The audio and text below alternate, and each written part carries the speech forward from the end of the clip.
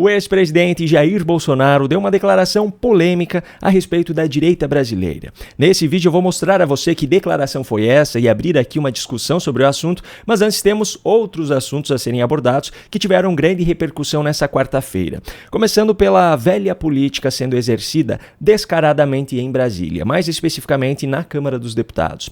Ainda na terça-feira, o atual presidente da Câmara, Arthur Lira, do PP, anunciou seu apoio a Hugo Mota, do Republicanos, para ser o seu sucessor na presidência da casa. Esse anúncio aconteceu no mesmo dia em que o partido de Hugo Mota oficializou seu nome para essa disputa. Só que, obviamente, há todo um contexto por trás dessa história. E um dos principais pontos desse enredo é o projeto de lei para anistiar os presos políticos do 8 de janeiro. O texto desse projeto de lei estava previsto para ser analisado pela Comissão de Constituição e Justiça da Câmara, que é como esse processo deve ocorrer dentro do Congresso Nacional, nessa terça-feira. E, se aprovado, caberia a Arthur Lira pautá-lo no plenário.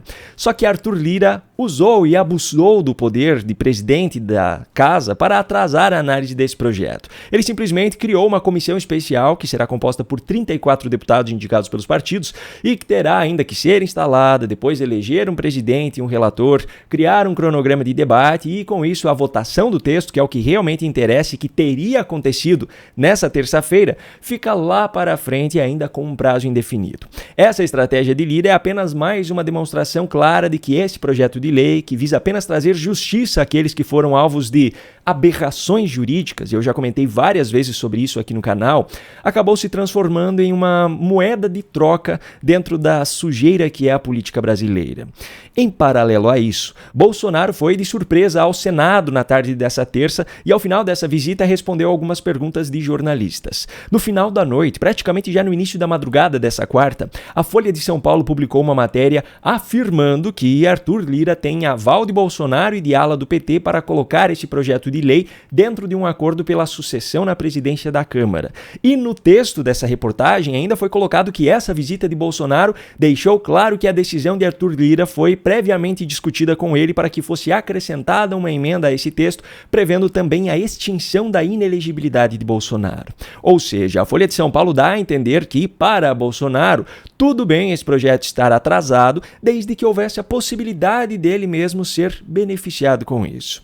Obviamente, ao ler essa matéria e confrontá-la com os posicionamentos que eu já havia visto do ex-presidente sobre essa questão, me pareceu um pouco contraditório. Então eu decidi conferir essas declarações no vídeo, publicado pela própria Folha, e com isso foi possível perceber que Bolsonaro disse, na verdade, uma coisa bem diferente da interpretação dos jornalistas. Cada segundo para aquelas pessoas que estão presas, não me entender injustamente, é uma eternidade, tá? Mas é o caminho que nós temos. Se comprometeu em votar, presidente? É o caminho que nós temos para buscar alternativa. Bem, acabando o trabalho das comissões, se conseguimos cumprir os prazos, dá para ser votado esse ano ainda. Presidente, mas o senhor condicionou o apoio a Hugo Mota? Não tem condicional nenhuma. Tem essas acordos, também não vou enganar você, a gente faz o tete a tete. Não tem nada escrito, nem passa para fora, tá certo? O que a gente quer é solução. Nós não queremos poder, nós queremos solução. E o mais importante para mim, o Marinho com toda certeza também, é botar em liberdade essas pessoas que estão presas. E para deixar ainda mais claro, aquilo que os jornalistas da Folha afirmaram convictamente na reportagem, que Bolsonaro deu aval a Arthur Lira para atrasar o projeto de lei em troca da inclusão de seu nome nos beneficiados pela anistia, na verdade foi respondido pelo ex-presidente com as seguintes palavras: não tem nada a ver. Presidente, se aprova o PL da anistia, o senhor é candidato a 26? Não tem nada a ver. Olha, é menos importante a volta da elegibilidade do que a liberdade dessas pessoas. Mas isso está na mesa de negociação, vocês conversa, né? Poxa, na mesa é igual um namoro, né? Você conversa tudo, vou casar, a gente conversa, vai ter filho, não vai ter filho, vai morar onde, o que você tem, o que você não tem. Qual foi a resposta que o senhor teve? Num namoro você tem quase tudo sim, tá? Ou não é? Ou você namorou diferente de mim? Então tá indo bem. Pois é, essa é a responsabilidade e o compromisso de jornalistas de grandes veículos de imprensa brasileiros com a verdade. Agora, essa ainda não é a declaração polêmica que Bolsonaro deu, que eu mencionei lá no início do vídeo. E eu ainda vou mostrá-la um pouco mais adiante. Mas antes eu preciso falar sobre uma notícia relacionada ao presidente do Senado. Em entrevista concedida ao UOL, Rodrigo Pacheco declarou abertamente que, se a eleição presidencial fosse hoje, apoiaria a reeleição do presidente Luiz Inácio Lula Lula da Silva. Sinalizou o desejo de ser indicado ao Supremo Tribunal Federal e defendeu ainda punições aos envolvidos no 8 de janeiro. A entrevista aconteceu em Londres, onde Pacheco esteve para participar do Lead Brazil Conference, um evento organizado por brasileiros para que convidados brasileiros, entre eles ministros do STF, falem para um seleto grupo de brasileiros, só que sempre fora do Brasil. Afinal, essas autoridades não têm a coragem de falar no Brasil, para o povo brasileiro, os absurdos que dizem nesses eventos privados. Aliás, a privacidade das conversas é tanta que não há vídeo das respostas do presidente do Senado nessa entrevista, apenas a transcrição dela em uma matéria exclusiva para assinantes do UOL.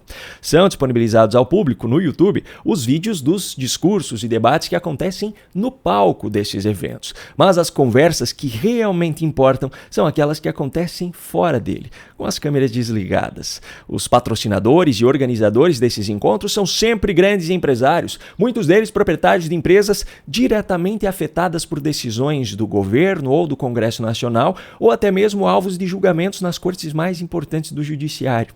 Coincidentemente, sempre estão entre os convidados cujas despesas dessas viagens à Europa ou América do Norte são pagas pelos organizadores, ministros do STF, do STJ, do TSE, ministros de Estado e presidentes das casas do Legislativo. Mas essas, é claro, são apenas mais algumas coincidências do Brasil, o país das coincidências, cujas coincidências, por sinal, são tantas que precisam coincidir em outros continentes, porque aqui parece já não haver mais espaço. Bom, eu ainda vou falar sobre a declaração polêmica de Bolsonaro, mas antes eu tenho um recado rápido e importante para você. Nem mesmo o resultado negativo nas eleições municipais de 2024 é capaz de frear a militância de esquerda. Ainda faltam 2 anos para o pleito de 2026, mas o exército de esquerdistas já está se articulando para propagar suas velhas e novas narrativas contra os seus adversários. Para evitar que o Brasil continue nesse cenário catastrófico decorrente do resultado de 2022, é muito importante que cada cidadão de direita esteja preparado para combater essa militância da melhor forma possível, derrubando completamente os seus argumentos. Para ajudar nesse sentido, eu preparei um material em vídeo com 12 aulas ensinando 12 estratégias diferentes para vencer debates contra militantes de esquerda. São 7 estratégias que já faziam parte do e-book, que talvez você já tenha acessado, só que explicadas de maneira mais detalhada e aprofundada neste curso, e ainda outras 5 estratégias inéditas. Vale ressaltar aqui que todo esse conteúdo foi preparado para ajudar tanto aqueles que participam de debate contra militantes diante de um público, quanto para aqueles que enfrentam esse tipo de situação no seu dia a dia, como com colegas de trabalho, familiares ou amigos. Além de todo esse material, você terá acesso ainda a alguns bônus, como um módulo que reúne diversos debates históricos na íntegra, como debates presidenciais de 1989, passando por 94, 2002, 2010, 2014, 2018, 2022 e até mesmo com um debate com os candidatos a prefeito de São Paulo, onde aquela cena da cadeirada aconteceu. Você também terá acesso a um módulo bônus de aulas com os principais ensinamentos de livros best-sellers mundiais, com conteúdo relevante para ajudar você a se preparar ainda mais para esses debates. Todo esse conteúdo será de livre acesso para você de forma vitalícia pelo investimento de apenas R$ 147, que pode ser feito por Pix, boleto ou parcelado no cartão de crédito. Para isso, basta clicar no link que está na descrição do vídeo ou apontar a câmera do seu celular para o QR Code que está aparecendo no canto da sua tela. Eu espero você lá. Muito bem, vamos aos fatos. Ainda naquela visita ao Senado, quando respondeu a algumas perguntas dos jornalistas, Bolsonaro falou também sobre outras questões que estavam repercutindo muito naquele momento, como o fato de Gilmar Mendes ter anulado as condenações de José Dirceu. Esse comentário foi feito em meio a mais uma pergunta sobre uma possível candidatura dele em 2026. Minha candidatura lá na frente, o primeiro passo é do TSE, tudo pode acontecer. Não quero me comparar com outros aí até hoje, fiquei sabendo aqui pela imprensa que o Zé Dirceu está livre de tudo, um mentor de tudo o que é de errado no Brasil. Não só no tocante à corrupção, mas Zé Dirceu, e ele está elegível, ele pode ser candidato, ele pode ser deputado federal em 27. Então quem seria o vice do senhor? Meu vice? Que essa marinha aqui pronto. Olha só, eu nem arranjei a namorada ainda, vocês querem que eu marque a data do casamento, tá? Então eu vou esperar um pouquinho mais. Só que a declaração polêmica veio logo na sequência, quando ele foi perguntado por um jornalista sobre a existência de uma direita sem Bolsonaro. Presidente, existe uma corrente da direita que diz que pode haver uma direita sem Jair Bolsonaro. O senhor acredita que... Já tentaram várias vezes, não conseguiram. Esses caras juntam quantas pessoas no aeroporto ou num bate-papo em qualquer lugar do Brasil? Só me dizer quantos juntos. Se sabe, não sabe a linguagem do povo. E tem uma utopia, tá? Muitos têm uma utopia. Todos que tentaram se arvorar como líder através de likes, né?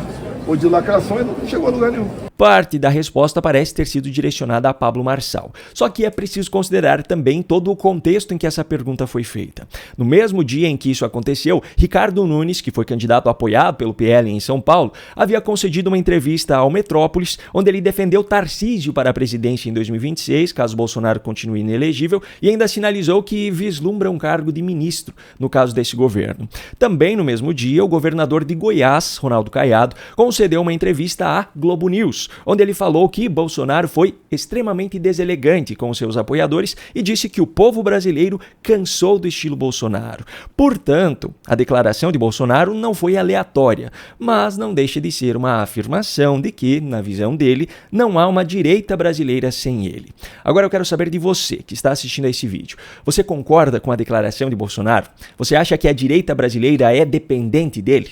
Me conta aqui nos comentários. Um grande abraço e até a próxima.